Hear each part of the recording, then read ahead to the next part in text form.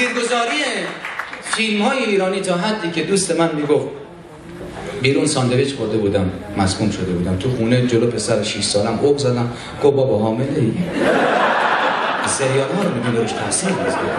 شما اصلا در یک فیلم ایرانی اگر دیدی یه لیوان شکست و طرف موقع جمع کردن به خورده هاش دستش نبرید، من به اون فیلم اسکار میدم. تکرار ایداز از جوی که در سالن حاکمی، بسیار انسان‌هایی هستید که به موسیقی علاقه‌مندید و حس استیلی ناپذیری نسبت به این موضوع دارید. علیرغم کمی الان یکی از بهترین های موسیقی پاپ که در چند سال اخیر به عنوان یک سبک و سیاق جدید با یه سری تقریبا که چند تا از من روی صحنه اومد و ایفای نقش کرد. دیدید که شهرام شکویی مو کاشته پودره اونا، نمیخوام آبروشو ببرم، اما من یه کوچولو بهش از شهرام هم بخونم ها رو موفق دستگاه افتخار من بزنم.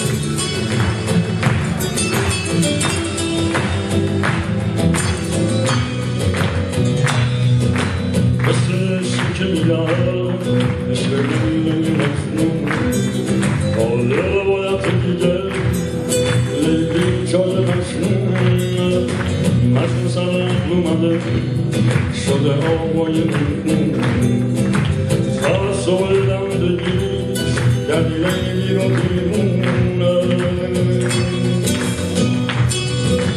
اما علمی مشونش دل میکنه میره با لخ میکشه جون عشقاتم میگیره زونه عشق تو زونه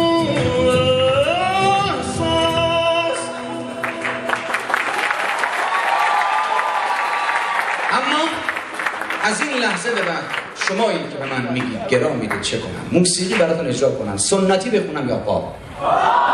سنتی، چون که لجبازی منم میخوام مثل شما بشم. لجبازی ما ایرانی ها تا حدی که خیلی متشکرم. یه چیز دیگه که در خصوص شما من رو به فکر واداشته، زنده باشی. ای کاش اون 4 نفر ردبول نمیخوردن مثل همه عادی زندگی میشه.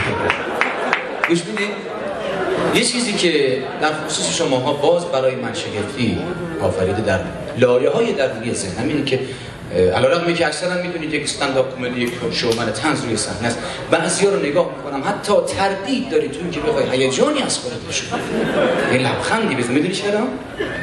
نه اشکال از شما سیریم انسان‌های بی انرژی هستیم و نه من شومن ضعیف هستم. موضوع اونجاست که ما ایرانی ها اصولا انسان های لجبازی هستیم.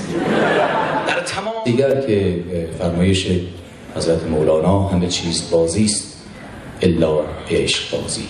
عشق این شغله که بر دار و ندارم افتاد، گرهی بود که بر رشته کارم افتاد. جانم از راه گلو داشت می آمد بالا، چنان سخت که یک دفعه فشارم آخرین نامت از دست من آن جایی که گفته بودی که تو را دوست ندارم افتاد. چه بگویم به چه طرزی دل و جانم میسوخت، عشق این میدارم افتاد.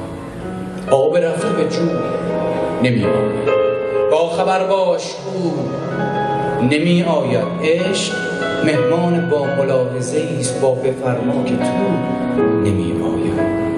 چه تفاوتی هست بین عشق و دوست داشتن که یک عمر داریم خودمون بازی میدیم. میگفت دوست دارم ها تو باور کنم مثل امضای ته نامه ها که قرمز رنگی میگی با خونم امضا کردم و طعم آب انار میده.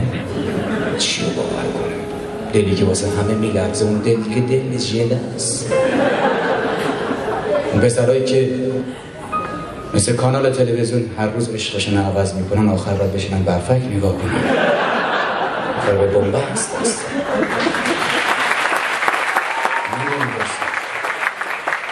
شرکت شیر پلا اعلام کرده اخیراً اون پسرایی که دل دخترها رو میشکنن من شیرم و حلالشون نمیکنم.